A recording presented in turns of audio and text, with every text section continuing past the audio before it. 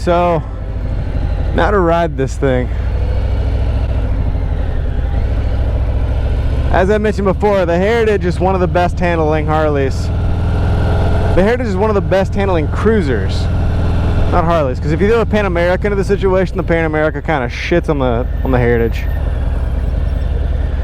But as far as cruisers go, the Heritage is the best handling bike by far. If you guys disagree, let me know in the comments on what you think is a better handling bike, and I'll tell you why you're wrong. Some leaves right there. Part of the reason why the Heritage is such a good handling bike, the redesign, it got the monoshock rear suspension, but another big part of it is just how this bike is set up. The ergonomics, the seating position, the floorboards, the mini apes, it all comes together to give you a really comfortable seating position. And though it might not be, you know, the absolute best handling bike before modifications, from the factory it's the most comfortable bike. It's the most natural. I got to ride these things in Las Vegas on whatever raceway that was, and all the instructors were riding the Heritage Softail, and I was stoked for the Sport Glide because it just was just released, and I was pretty excited for the Fat Bob too. I had been out already. After riding them, throwing down a few laps, it's pretty easy to see why.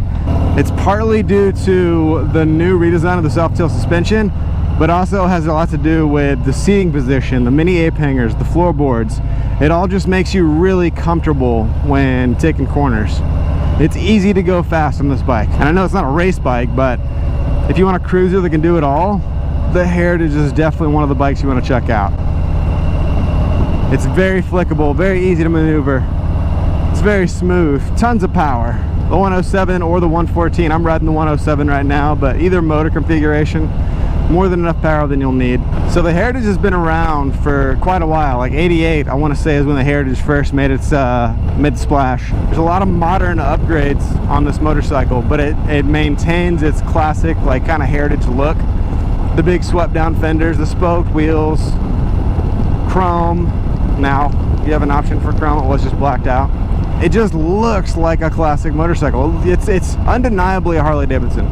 That's the cool thing about the Heritage, is you see a Heritage and you immediately know Harley Davidson. It's one of the few bikes that screams Harley Davidson. If there were no badges and no indication that it was a Harley Davidson other than just the way it looks, it's pretty easy to identify that it's a Harley Davidson. It's hot.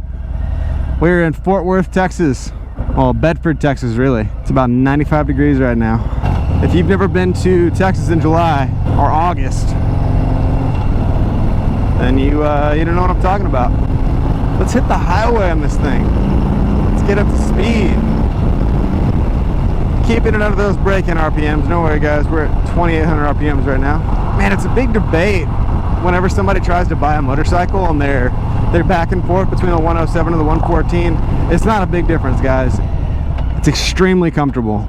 The motorcycle puts me in a great seating position. I'm very comfortable when cruising. I think highway pegs, engine guards and highway pegs would be a big positive.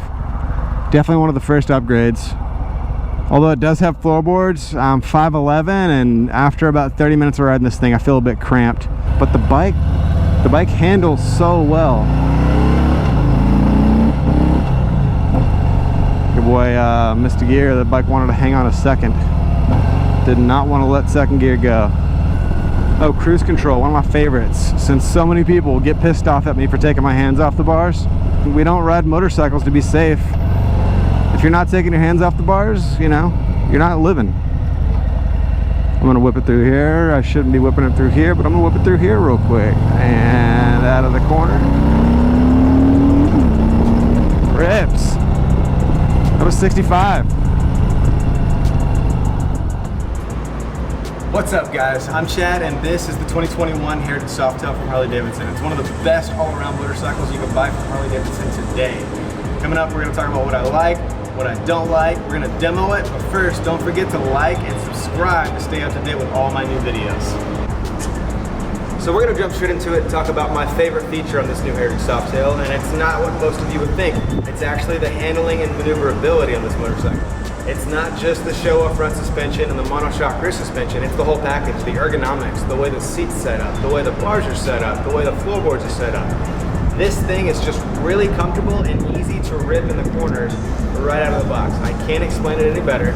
It is the best handling cruiser Harley makes. I'll put it up against the Sport Glide and the Fat Bob any day of the week. Don't take my word for it, go test drive one. So number 2 on my list of things I really like about the Heritage Softail is the aesthetics. It looks like a Harley Davidson. There's no denying that this is a Harley Davidson when you see it driving down the road. The big swept down front fender, the big back fender, the bags, the way the rear end just looks classic, the spoked wheels, that big chrome saucer up front, the bars, the headlights, the whole look looks like a Harley Davidson. But they did a good job of incorporating technology into it while still maintaining that classic look. Good job, Harley. As for technology on this thing, it's great. Big changes over the 2017 model, which was the last year of the previous generation here at Softail. Now you've got the digital display with the gas gauge going across the top right here, very accurate as well. Now you have a shift indicator. It's not lit up because the motorcycle has to be running and you have to be moving down the road, but it has a shift indicator right here on the right side. Big analog display up top to kind of like keep that heritage going, and cruise control just as it should have.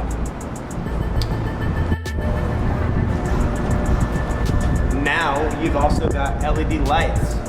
That's one of my complaints. So you've got LED lights for the headlight and the fog lamps, but not for the signals or the rear tail light or rear signals. Which brings me to 3 things that I don't like about the Heritage Softail.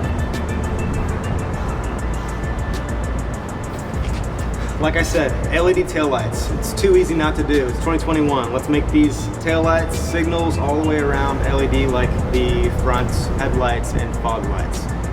LEDs. I'm not really a huge fan of these studs going across the passenger seat, down the rider's seat, and across the bags. Some of you might like it, but I'm not really a huge fan of it. I think it's kind of cheap, and maybe it was an afterthought in my opinion. I would like to see something different right here. So this is a small one, but Harley used to offer tubeless radials as an option on the Heritage Softail, but they haven't done that. I would like to see them go completely away from tube tires. I personally prefer tubeless radials. If you get in a situation to where you need to plug your tires, you can't do it with a tube tire. You have to replace the tube versus just plugging it and getting back on the road until you can get to a dealership or a tire place to change your tire out. So I would like to see them do an option for tubeless tires. So this last one is just an honorable mention, but it's something that not a lot of people know about these motorcycles. And that's one of my favorite little features. This right here is actually a USB port. A lot of people don't know that. So you can plug your phone in, run the cable up, and mount your phone right there, and you can have a consistent charge on it without having to worry about your battery going dead. So yes, guys, the Heritage Softail is one of the best motorcycles that Harley Davidson currently makes. It rides well, it's very comfortable, and it looks really good too.